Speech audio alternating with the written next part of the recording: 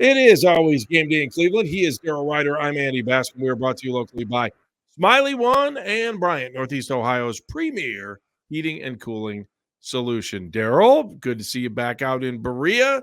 The rookies in town. I'm looking forward to more veterans being in town. So set the stage for me at rookie camp. I'm also wondering how many veterans were here for rookie camp that you saw. Not many. Just 27 players were on the list for rookie minicamp. Of course, the 6 draft picks that the Browns had, and then they had about 7 tryout players, and then they also had 8 undrafted rookie free agents on there, and then there were like 2 or 3 guys that were eligible to participate from the regular roster, but Zaire Mitchell Payton, I think, was the biggest name, if I remember correctly, off the top of my head. Current players, yep. Yeah. So, I mean, it just was good to see the kids out there running around, and got to see some of the new assistant coaches out there working. But it just it wasn't anything extravagant. They weren't going 7-on-7 or anything like that because, quite frankly, they didn't have enough players to do that. But they did add a quarterback over the weekend, Andy. Yeah, I was going to bring that up. A guy who's well-traveled through his college days. Washington, Northern Colorado, and Western Michigan. Is that right? Something like that. He's been around and probably going to be around even more. But, I don't know if that's a sign that Doherty Jacob Sherman, in case anybody's wondering, we're talking about Jacob Sherman. Sorry. Yeah. I don't know if that's a thing where Dorian Thompson-Robinson isn't ready yet or what, but there's nothing wrong with having extra quarterbacks in camp. That I don't think there's ever a problem with that. Up to 5. Yeah. I got 5 guys now. They clearly don't want to have happen to them this year that happened last year. So I don't have any problem with that. And then look, Sermon looked okay. It is what it is. They're in shorts and t-shirts and wearing helmets, throwing footballs around. So speaking of helmets, by the way, the new helmets, nice. They do look nice. They look like Cleveland Browns again with the new helmets because the new sheen of the orange is nice and shiny. White face mask. Yeah, they look like the Cleveland Browns on the practice field all of a sudden again. What do you know? The Guardian sheen or the regular sheen? No, just the nice high gloss. Yes. I'm with you. Well, it's because they're new. They're new. Yuck. I hear you. You don't want, you want to hang on to your scuffed up ones throughout the season. Shows you're a veteran, right? Well, actually, no. Baseball players have so much pine tar in their helmets by the end of the season. No, they get them reconditioned and cleaned up in the season too if they get too scuffed up. Yeah, why would you want that though? You want the scuffed up ones. Oh no. If you're a player, you want you're tougher if you have a scuffed up one. No, players want their helmets to be nice and shiny. Yeah, too new school, too pretty guy stuff. They want to on that. All right, what did the head coach of this team have to say, Daryl? Well, let's get into that, shall we? Here's Kevin Stefanski talking about the rookie minicamp and what he hopes to glean from this past weekend. We love having rookies in the building because they're seated in their chairs 15 minutes prior to the meeting. All the notebooks are open, pencils in their hand. Very eager learners. Same thing out here. I think the walkthrough this morning started at 10:45, and I think 10:25 all of them were out here. So a little bit different than their veteran counterparts, but really fun work, fun for us to put them in a helmet, put them through an individual drill. As you know, the emphasis on certainly this week is on teaching and learning, not just the system, but getting to know our teammates and them getting to know the coaches, the staff, et cetera. We look at it as really this weekend is the start, and then going into next week, it's really ramping these guys up as quickly as possible so that when they get dropped into general pop, they kind of know what the system's about, they know what the coaches are about, they know what to expect in the meeting room. So all of this is a process. So they're going to be overwhelmed today with information, and that's okay. They have time, we have time to work through it, but it may feel like they're drinking out of a fire hose with some of the things we give them, but that's just that's a very natural reaction to getting new information. But a lot of it is just there's no secret to it. There's no snap your fingers and figure it out. It's just sit down and spend as much time with the playbook as you can. Where they're going right now is go meet with Ron Brewer and our player programs and talk about some of those things as a rookie, some of those things that go on. And there's a lot that goes on in this NFL, and there's a lot of different challenges that are coming at them. So we look at this as a way to be a resource to them. These are young men coming into the league and making some money and trying to make sure that we have all the resources available to them so they have make smart decisions off the field as much as on the field as well. We really don't care, Daryl, whether you're drafted or you're in a college free agent or you're on tryout. For us right now, this is an evaluation period, so all of those guys will get a fair shot as we look at them and see how they do in the meeting room, see how they do out here on the practice field. I've been around guys that have really impressed in a rookie minicamp and turned that into a job. So that does happen. So we are certainly looking at all these players and seeing how each of them could help us in the future. All right, Daryl. So we hear from Kevin Stefanski there, and it's hard for I don't know. It's a unique situation for a team that really doesn't have rookies coming into this thing that are like, oh, this guy's got to play day one, which I think has got to make things a little bit more relaxing for Kevin. Yeah, not less stressful, more relaxing. Yeah, it does. And look, here's the reason I'm not all that excited and enthused about rookie minicamp, just because these guys are coming in to learn, right? And we're going to hear from a couple of the guys in the next segment of the podcast, but that was the theme. This was a teaching weekend, getting them acclimated to the NFL, teaching them the new drills, teaching them the new language, right? Teaching them the playbook, spending time with the support staff. We heard Kevin Stefanski talk about that. What resources are available to them as players and also employees, right? I mean, we don't think often a lot about players as employees, but they're employees. So they had an opportunity to visit with various members of the support staff of the Browns to go through the various programs and resources that are available to them. But this weekend was just all about acclimation, all about on-the-job training, because now as we go into this upcoming week, the NFL schedule is going to come out on Wednesday. We finally found out, and we'll get into that later in the podcast. But this is now the business of football for these guys. This is now their job, their profession. They're not worried about making grades or academics or anything like, making it to class on time and things like that.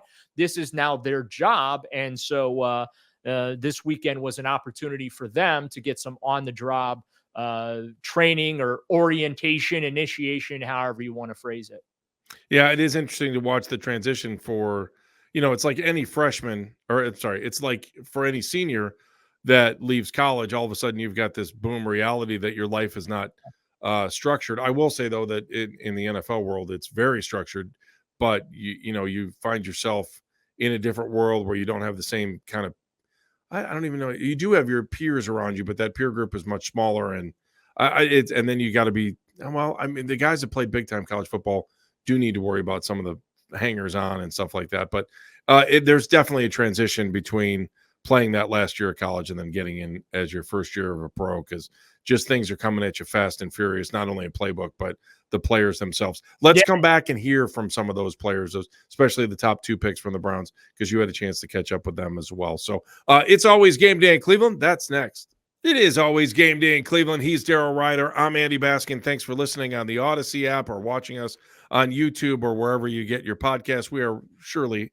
grateful that you are on board with us, especially as we get you up to speed on a lot of the behind-the-scenes stuff that's going on that we don't really tend to talk about during the regular season, but we are right in the heart of it in the off-season. That is the rookie training camp, as those guys were able to come in. I want to remind you that we are brought to you by Bryant and Smiley One, Northeast Ohio's premier heating and cooling service. All right, Daryl, you got a chance to listen to and talk to these guys a little bit more, the rookies that are now in town and wearing those Browns uniforms.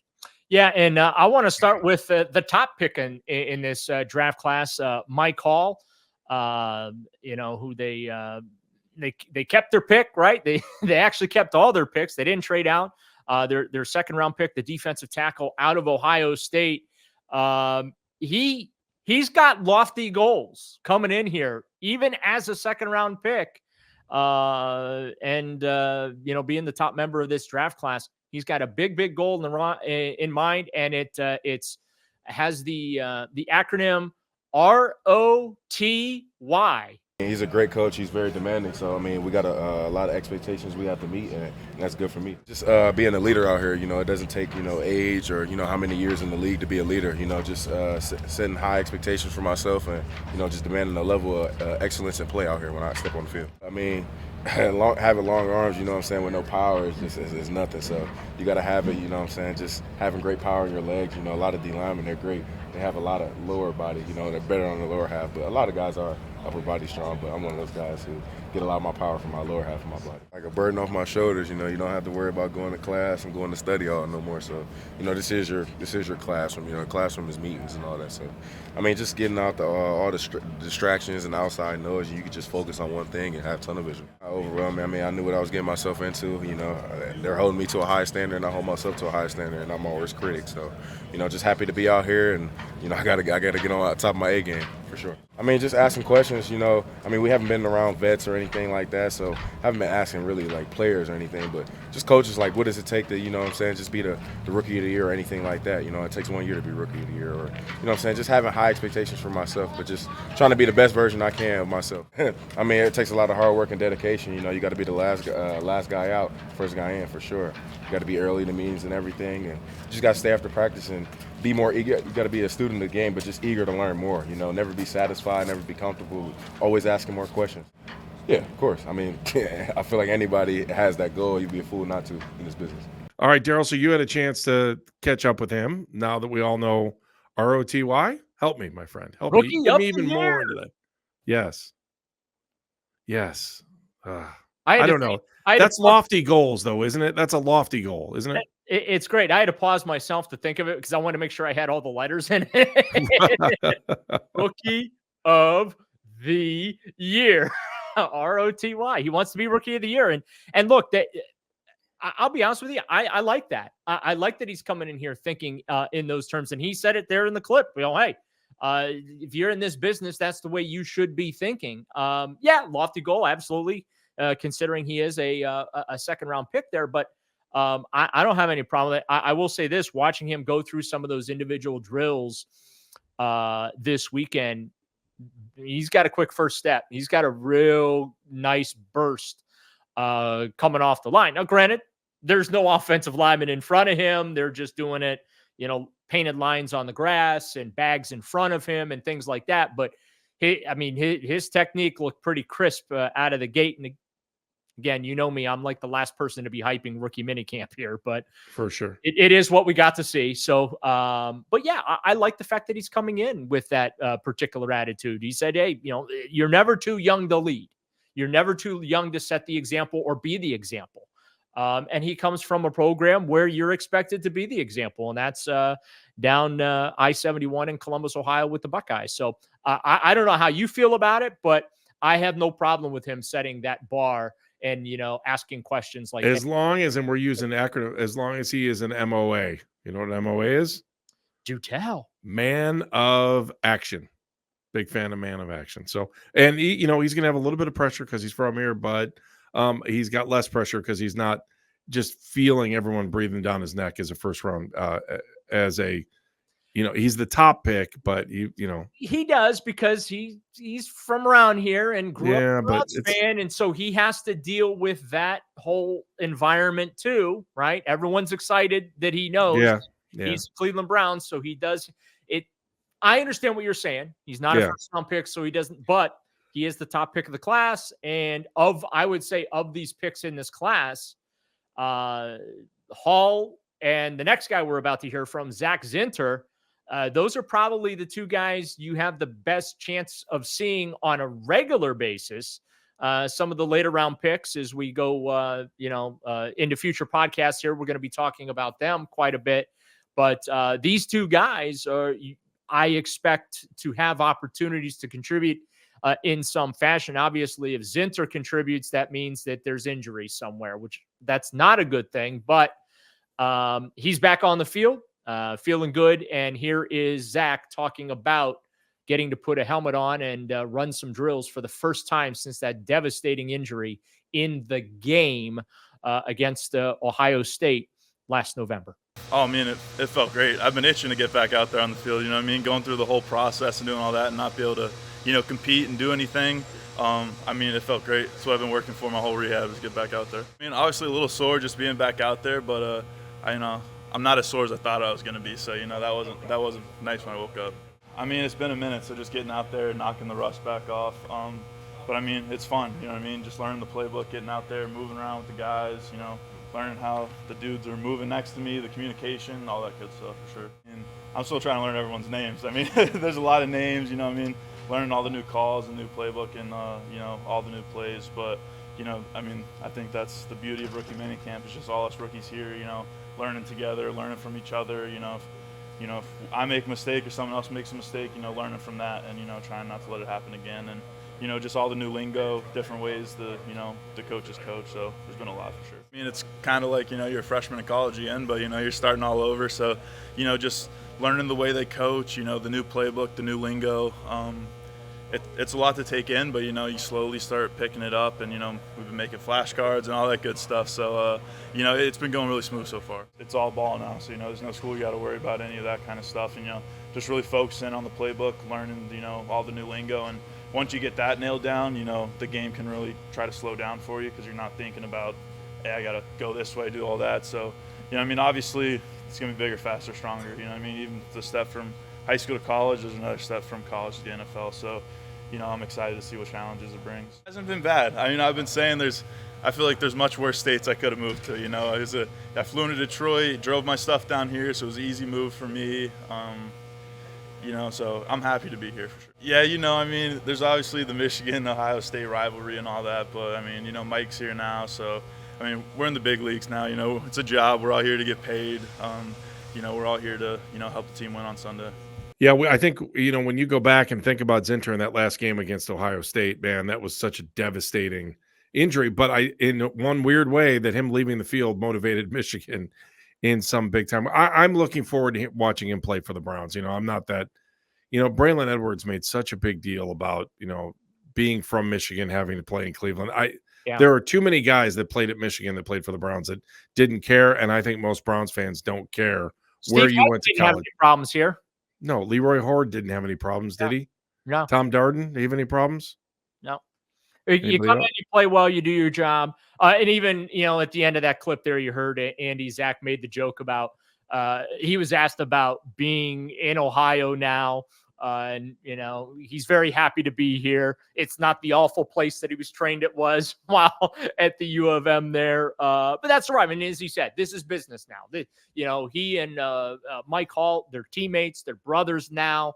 Unfortunately, those two came together for what was just a horrific moment on the field, an accident where Hall accidentally got rolled up into Zinter, and you know, Zinter ended up breaking his leg in multiple places, as you alluded to. And then, you know, Michigan used him for inspiration to really catapult them to beating up on the Buckeyes and, you know, winning again in this rivalry. But, you know, that's all behind them now. The Michigan-Ohio State thing, that's, you know, it's probably going to be fun for them to talk about as they go through their careers in the locker room or whatever. But when you're talking about being Cleveland Browns and teammates now, it doesn't matter, because they are both here to do one job and one job only, and that's to help this football team win games when they're on the field. Amen, brother. All right, we've got much more coming up here on It's Always Game Day in Cleveland. Obviously, a little bit of news dropped by the NFL. We'll touch on that next. It's Always Game Day in Cleveland.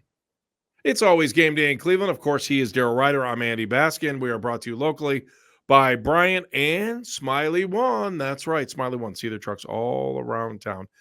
They are Northeast Ohio's premier heating and cooling solution. Daryl, the NFL obviously having a big week, gearing up for the schedule release. We get, you know, and you know you're getting closer when you start getting little tidbits.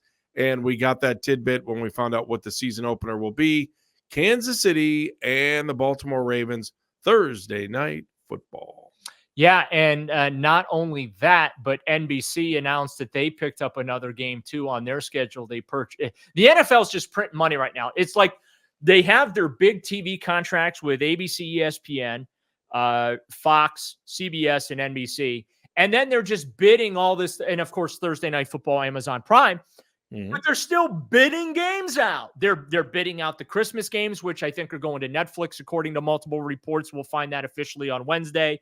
But so they're printing additional money there.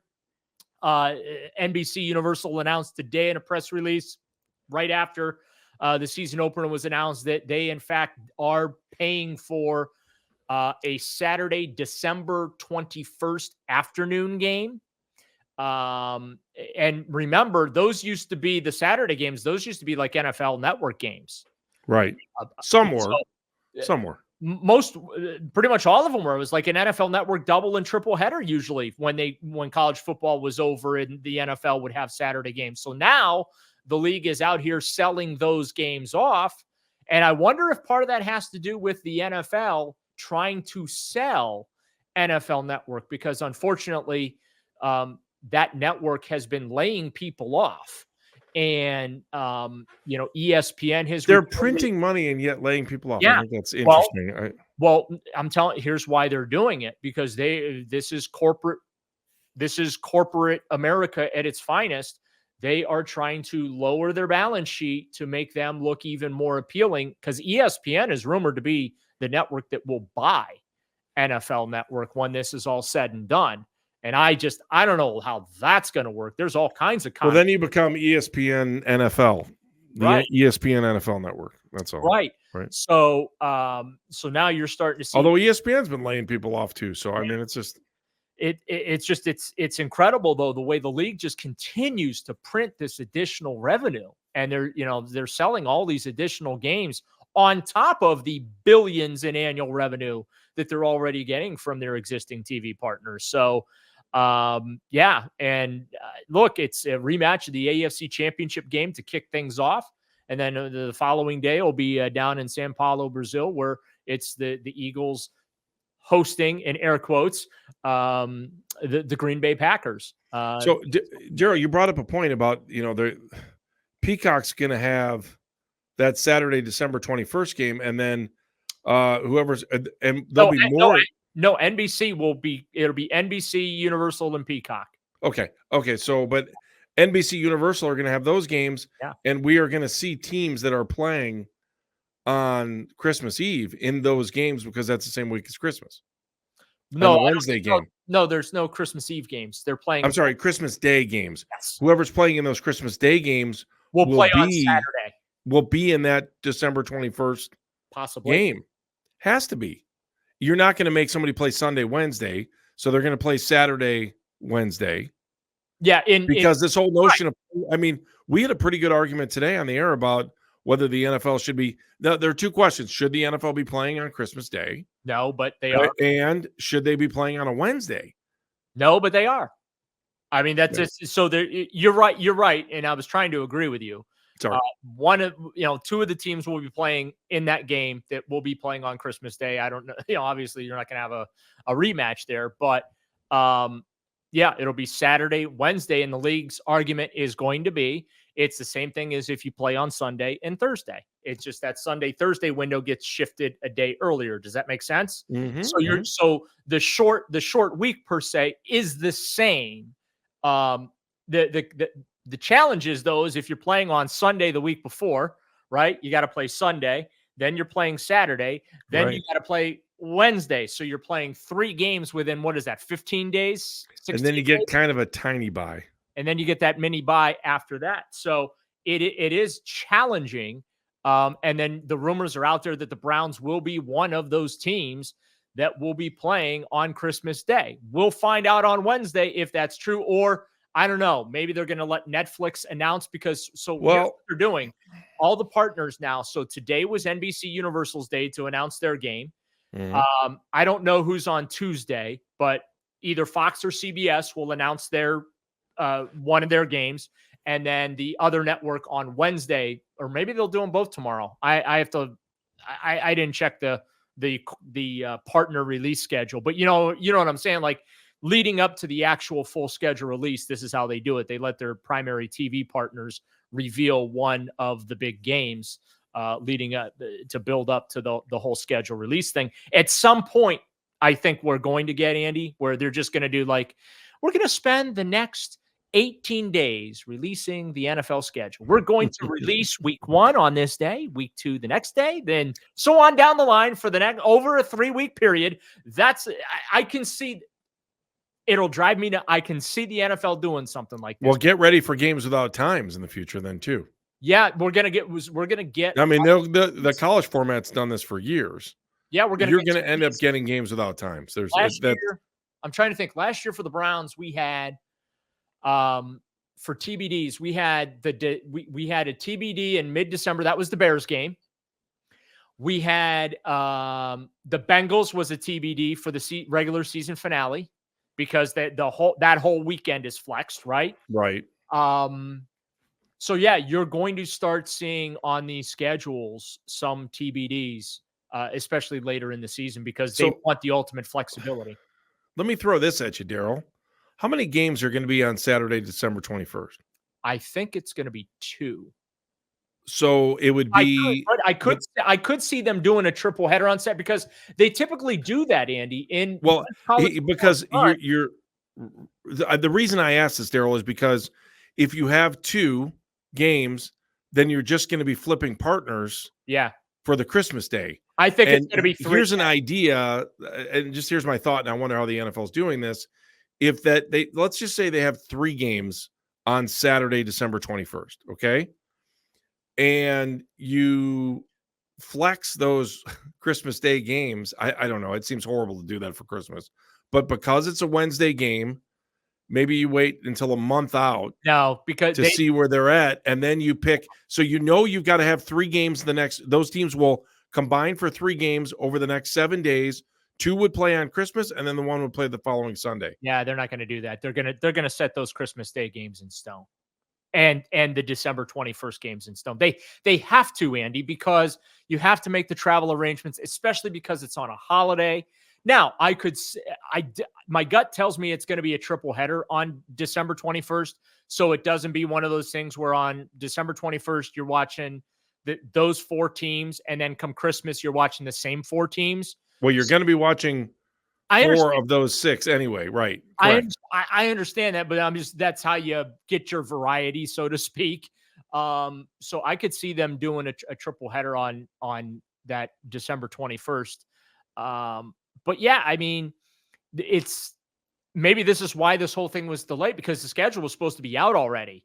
And I did have someone tell me that the Netflix package, the Christmas Day package, that didn't get done in time.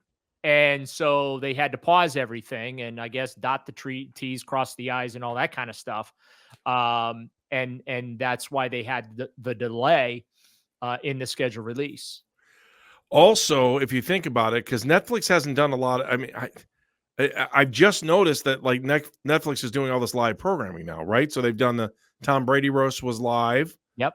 They just did John Mulaney's night show. Maybe in some ways Netflix was trying to prove to the NFL that we can do live. We can do live events. Or what they could do as well is similar to what the NFL Network did, right? The NFL Network tried doing their own broadcasts, and then the production quality just wasn't on par with the ESPNs, Foxes, and CBSs and NBCs. So then what they did is they kept, they would have those networks handle the production, and it just is, they just slapped their the only way a viewer knows the difference. I mean, you could have essentially the same production. The only difference you have to do to make it for another network is change announcers and change the graphics package. It's that simple. Yeah. And so, yeah, I think I don't know that Netflix will get into their own NFL production thing. So what's interesting, though, is Amazon Prime. I was talking to someone last season, because remember the Browns were on Prime for that Thursday night game. Amazon Prime took over the stadium. It was unbelievable. Last 2 years. They needed like a week to install all the cameras. They had so many cameras that they were incorporating into their various broadcasts, because they have the main broadcast, and then they have like 2 or 3 side channel broadcasts. We've seen ESPN kind of do this thing too. Mm-hmm. And then Prime has, I forget the name of it. It's a unique, like an interactive thing that they do. And, but yeah, I mean, I could see eventually Netflix getting into that. And hey, you know what the shocking thing? What if Netflix teamed up with Amazon Prime to help them with the production? But I know Prime also leaned on NBC, CBS, and Fox. So the problem Prime's going to have is Prime's going to have a game the next day. I know. So I know. I'm not saying Prime's going to produce, but I'm just saying as far as like getting some feedback on how to create that unique viewer experience, because Prime is able to do certain things you can't do with the over-the-air broadcasts right now, where you can like hit a button on your remote and have the camera change or have certain statistics come up and, you know, follow this player and things like that. You can't do that right now with the traditional broadcasters. And this is somewhere I give the NFL a lot of credit for. I mean, I do a lot of complaining about the NFL and the things that they do, but they are very forward thinking in understanding that the future of live sports broadcast is 100% the streamers. You know, and you know, NBC getting Peacock involved, which is their streaming platform. You've got ESPN with, I think it's ESPN Plus, or I don't know, they're doing something with Disney Plus too and all that kind of stuff. Like the streaming environment right now seems to be like morphing and changing by the minute. But CBS with Paramount Plus, we saw that during the Super Bowl, right? There was this big push during the Super Bowl. They kept advertising Paramount Plus and things like that. So credit these networks. It is a relationship. They're paying billions of dollars to the NFL. And so what they're trying to extract from the NFL is to build the audience, build the customer base for their streaming platforms, because ultimately I think that's where broadcast television is really going. It's the on-demand streaming, be able to interact with your television remote, you know what I'm saying? And control your own broadcast and all those type of things, which again, you can't necessarily do that with a traditional over-the-air broadcaster. But that's all the positive part. Here's the negative part. Not everybody has high-speed internet to be able to stream. Like my parents, I think I've told this story on your show. Like where my parents live, I can't get them internet. I can't even get them 10 megabytes per second download where they live. So that is the one. And this is where the NFL's smart. They're straddling the fence right now. They're keeping their over-the-air broadcasters happy and allowing them to use the NFL to promote their streaming products, right? And for all the people that complained about the Peacock exclusive regular season game last year, millions streamed it, right? Yeah, I mean, we got used to it. Notre Dame softened the blow, I think, for everybody with Peacock, because we figured it out that way. And then the Big Ten, and so I mean, and streaming isn't. It's not anywhere near as difficult as it was in the past. I mean, it just isn't. And again, we as a country need the infrastructure to be, built especially in the rural areas. Sure. So that you can have those streaming services available, because there are certain bandwidth requirements to be able to do it. Right. If you live in a city, it's not a problem. You get it through your cable provider, your internet, your cable internet provider, and that's easy peasy. But like I said, my parents, they can't stream anything. They're stuck. And I don't know when that technology is going to, get out there to them. It's funny because they go to see family in Florida, and they're like, or they come up to see me, here in Cleveland, and they're like, oh, this is what the internet is. Oh, that's 4K. That's wireless. You're not plugged into anything. That's streaming. Really? Wow, that's really cool. You know what I'm saying? Like it's a technological advancement that they're just getting used to. It is crazy. All right, so this has been a little bit more of a preview as we get ready for the schedule release. That's our next show, right? Wednesday. We're back Wednesday night. We will play the schedule game on our next podcast. We'll break down the full 2024 regular season schedule for the Cleveland Browns. Woohoo! It's always game day in Cleveland. Thanks for listening.